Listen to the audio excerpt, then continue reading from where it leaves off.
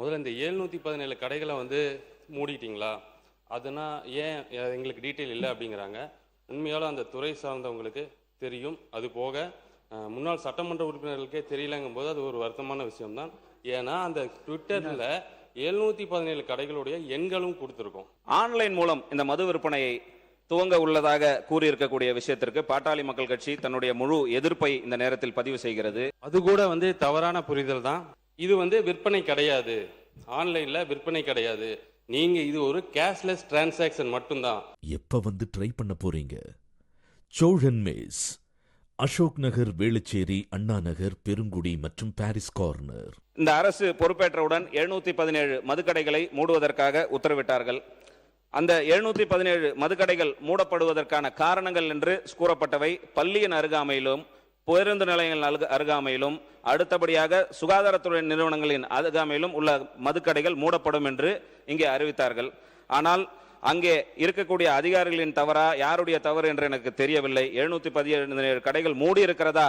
அவர்கள் மூடியிருந்தாலும் கூட வருவாயை மட்டுமே ஒரு குறிக்கோளாக வைத்து மூடியிருக்கிறார்களே தவிர, நீங்கள் சொல்வது போல் அங்கே பள்ளிக்கூடத்தில் அருகாமையில் என்று சொன்னால் செஞ்சி பேரூராட்சியில் சாணக்கியா என்ற பள்ளி இயங்கி வருகிறது. அதுல இருந்து 300 மீட்டர் அரசு ஆரம்ப சுகாதார நிலையத்திற்கு எதிராகவே ஒரு கடை செயல்பட்டு வருகிறது. வரிக்கல் என்ற ஊராட்சியில், செஞ்சி தொகுதியை பொறுத்தவரையில் வரிக்கல் என்ற ஊராட்சியில் பேருந்து நிறுத்தத்திற்கு பக்கத்தில் இருக்கக்கூடிய ஒரு கடை என்பது இன்றைக்கும் செயல்பட்டு வந்து கொண்டிருக்கிறது. ஆலம்புண்டி அரசு மேல்நிலைப் பள்ளியின் அருகாமையில் 300 மீட்டர்ல ஆலம்புண்டி என்ற ஊராட்சியில் அரசு மேல்நிலைப் பள்ளிக்கு அருகாமையிலேயே ஒரு கடை செயல்பட்டு கொண்டு வருகிறது. இவை அனைத்தும் சட்டவிரோதமாக உங்களுடைய சட்ட விதிகளுக்கு புறம்பாக செயல்பட்டு வரக்கூடிய மதுபான கடைகள். அவைகளை உடனடியாக நடவடிக்கை மேற்கொண்டு அந்த கடைகளை அப்புறப்படுத்துவதற்கோ இல்லை இடமாற்றம் செய்வதற்கான நடவடிக்கை எடுக்க வேண்டும் என்று அமைச்சர். மாண்புமிகு பேரவைத் தலைவர் அவர்களே, முதல்ல இந்த 717 கடைகளை வந்து மூடிட்டீங்களா? அதுனா ஏன் எங்களுக்கு டீட்டெயில் இல்லை அப்படிங்கிறாங்க. உண்மையாலும் அந்த துறை சார்ந்தவங்களுக்கு தெரியும். அது போக முன்னாள் சட்டமன்ற உறுப்பினர்களுக்கே தெரியலங்கும்போது அது ஒரு வருத்தமான விஷயம்தான். ஏன்னா அந்த ட்விட்டரில் 717 கடைகளுடைய எண்களும் கொடுத்துருக்கோம். ஸோ சொல்லியாச்சு. அது பத்திரிகைகள்லையும் வந்துருச்சு. அதான் கொஞ்சம் பத்திரிகைகளில் வந்துருச்சு, சமூக வலைதளங்களில், செய்தி தொலைக்காட்சிகளில் எல்லாத்துலேயும் வந்துருச்சு. அந்த 717 கடைகளோட எண்களும் வந்துருச்சு. மரியாதைக்குரிய மாண்புமிகு சட்டமன்ற உறுப்பினர் கேட்டுக்கொண்ட மாதிரி இன்னும் பல பகுதிகளில் இருக்குங்கிற தகவல் வந்துட்டு தான் இருக்கு. நிச்சயம் இந்த அரசு அந்த மதுக்கடைகளுக்கு எதிரான அரசு தான். மக்களுக்கு பிரச்சனைகள் கொடுக்கக்கூடிய அந்த கடைகளோட எண்களோட நீங்க வந்து கொடுத்தீங்க அப்படின்னு சொன்னா அந்த கடைகளை இடமாற்றுறதுக்கான பணிகளை மேற்கொள்வோங்கிறத சட்டமன்ற பேரவைத் தலைவர் வாயிலாக தெரிவித்துக் கொள்கிறேன். மாண்புமிகு அமைச்சரின் பதிலுக்கு நன்றி. கவனத்திற்கு தான் நான் கொண்டு வருகிறேன். செய்து தரப்படும் என்று சொன்னமைக்கு நன்றியை தெரிவித்துக் கொள்ளும் அதே நேரத்தில் ஆன்லைன் மூலம் இந்த மது விற்பனையை துவங்க உள்ளதாக கூறியிருக்கக்கூடிய விஷயத்திற்கு பாட்டாளி மக்கள் கட்சி தன்னுடைய முழு எதிர்ப்பை இந்த நேரத்தில் பதிவு செய்கிறது. இந்திய அரசியலமைப்பு சட்டம் ஆர்டிகல் 47 படி உணவு மருந்து அமைச்சர். அது கூட வந்து தவறான புரிதல் தான். நேற்று இது சம்பந்தமா வந்து இதுக்கான விளக்கமாகவும் செய்தியாளர்கள் மத்தியில் பேசியிருந்தோம். ஆன்லைன் மூலமா இதுக்கு முன்னாடி இது வந்து மானிய கோரிக்கையில் சொல்லலான் இருந்தோம். மாண்புமிகு உறுப்பினர் கேட்டதுனால இதை சொல்றோம். இந்த 10 ரூபா வந்து ஒரு பாட்டிலுக்கு அதிகமாக வாங்குறாங்க அப்படிங்கிற பிரச்சனைகள் தொடர்ந்து இருந்துட்டே இருக்கு. கடந்த சட்டமன்ற கூட்டத்தொடர்களில் கடந்த ஆட்சி காலத்தில் நம்மளுடைய துறை சார்ந்த அமைச்சர்கள் சொல்லியிருக்க பதில் என்னன்னா, 2011 இந்த பிரச்சனைகள் இருக்கு. இந்த 4 ஆண்டுகளாகத்தான் இந்த பிரச்சனையை ஊதி பெருசாக்குறாங்க, அரசுக்கு அவப்பெயர் ஏற்படுத்த முயற்சி பண்றாங்கன்னு பதிவு பண்ணியிருந்தாரு. ஆனா யாருமே அந்த பிரச்சனைக்கான தீர்வை நோக்கி போகல. இந்த தமிழக வெற்றி கழக ஆட்சி, மாண்புமிகு தமிழக முதலமைச்சர் என்ன சொல்லியிருந்தாருன்னா, இந்த பிரச்சனைக்கான ஏன் இது வந்து இந்த நடந்துட்டே இருக்கு அப்படிங்கிறத தேடி எடுக்கும்போது சில தொழிலாளர்களுடைய அவங்களோட பிரச்சனைகள் இருந்துச்சு, அதை சரி பண்றதுக்கு முயற்சி பண்ணிட்டு இருக்கோம். இன்னொன்று நீங்க இந்த ஆன்லைன் கேட்டனாலும் சொல்லிடுறேன், இது வந்து விற்பனை கிடையாது, ஆன்லைன்ல விற்பனை கிடையாது. நீங்க இது ஒரு கேஷ்லெஸ் டிரான்சாக்ஷன் மட்டும்தான். ரொம்ப நாட்களா எல்லாருமே சொல்லிட்டு இருந்தது என்னன்னா, அங்க இந்த டாஸ்மாக் கடைகளை வந்து பண பரிவர்த்தனை வேண்டாம், பண பரிவர்த்தனைனால அது முறைகேடான பணங்கள் வந்து வாங்கப்படுகிறது, வசூலிக்கப்படுகிறது பெரும்பான்மையான குற்றச்சாட்டுகளா கடந்த கால ஆட்சியில் 2 கட்சிகளும் சொல்லிட்டு இருந்த குற்றச்சாட்டு தான். ஸோ அதுக்கு ஒரு தீர்வு வேணுங்கிறதுக்காக நீங்க விரும்புபவர்கள், நுகர்வோர் யாரெல்லாம் விரும்புகிறாங்களோ அந்த ப்ராடக்டை அந்த கடைக்கு முன்னாடி போய் அந்த கடையோட எண்ணெய் கொடுத்தாலோ அல்லது நியர்பைங்கிற ஒரு கொடுத்தாலும் அந்த கடை எண் வந்துடும். அங்கே கன்சியூமர் விரும்புகிற அந்த பொருள் வந்து அந்த கடைகளில் இருக்கும். அதை தேர்ந்தெடுத்து அதை பே பண்ணிட்டு அந்த QR கோடை காட்டினா அந்த பொருள் கொடுப்பாங்க. நீங்கள் வந்து மாண்புமிகு சட்டமன்ற உறுப்பினருக்கு மாண்புமிகு பேரவைத் தலைவர் வாயிலாக கேட்டுக்கிறதுன்னா, தவறான கருத்தை பதிவு பண்ண வேண்டாம். தெளிவாக இதில் என்ன சந்தேகம் இருந்தாலும் கேட்டால் அதை விளக்கறதுக்கு அரசு தயாராக உள்ளது. மாண்புமிகு உறுப்பினர். மாண்புமிகு பேரவைத் தலைவர் அவர்களே, நான் தவறான கருத்தை பதிவு செய்யவில்லை. மாண்புமிகு அமைச்சர் சொல்வது போல கேஷ்லெஸ் டிரான்சாக்ஷன் என்பதற்கு ஜிபே, கார்டு மூலியமாக டாப்பிங் சிஸ்டம் எல்லாம் ஆல்ரெடி நடைமுறையில் தான் இருந்து கொண்டு இருக்கிறது. நான் சொல்ல வேண்டியது என்னவென்று சொன்னால், நீங்கள் உங்கள் கொள்கை தலைவராக வைத்திருக்கக்கூடிய பேரறிஞர் அண்ணா அவர்கள் இத மதுவை வருமானம் வரக்கூடிய ஒரு பொருளாக பார்க்க கூடாது. மதுவினால் வருகின்ற வருமானம் குஷ்டரோகி கையில் இருக்கின்ற வெண்ணெய்க்கு சமம் என்று பேரறிஞர் அண்ணா சொன்ன வார்த்தைகளை இங்கே நினைவு கூறுகின்ற அதே வேளையில் இந்திய அரசியலமைப்பு சட்டம் ஆர்டிகல் 47 படி மது என்பது எந்தவித காரணத்திற்காகவும் ஒரு அரசாங்கம் முன்னெடுக்க கூடாது. அதையும் தாண்டி மருந்து உபயோகத்திற்கு தவிர அதை ஊக்குவிக்கின்ற வேலைகளை செய்யக்கூடாதுன்னு அரசியலமைப்பு சட்டம் நமக்கு சொல்லுது. அப்படி அரசியலமைப்பு சட்டம் இருக்கும் பொழுது நான் ஒருங்குமுறைப்படுத்துகின்றேன், இந்த சரி செய்கின்றேன். மதுவினால் வரக்கூடிய வருமானத்தை 5000 கோடி நாங்கள் பெருக்குகிறோம் என்று சொல்லக்கூடிய விஷயங்கள் என்பது இந்த தமிழ்நாடு அரசிற்கும் இந்திய அரசியலமைப்பு சட்டத்திற்கும் எதிராக அமைந்திருக்கிறது என்பதுதான் என்னுடைய கருத்து. மது விற்பனையை குறைப்பதற்கான நடவடிக்கை இந்த அரசு மேற்கொள்ள வேண்டுமே தவிர அவர்களுடைய அந்த அமைச்சர் இந்த மது கடைகள், மது சம்பந்தமான கொள்கைகள், இதை வந்து மானிய கோரிக்கைகளில் ரொம்ப டீட்டெயில்டாக பேசலாம் அப்படின்னு தானே இருந்தேன். ஸோ மரியாதைக்குரிய மாண்புமிகு சட்டமன்ற உறுப்பினர் கேட்டுக்கொண்டது இருக்குனுங்க. கடந்த கால ஆட்சிகள் என்னென்னா பூரண மதுவிலக்கு அமல்படுத்தப்படும் அப்படின்னு சொன்னாங்க.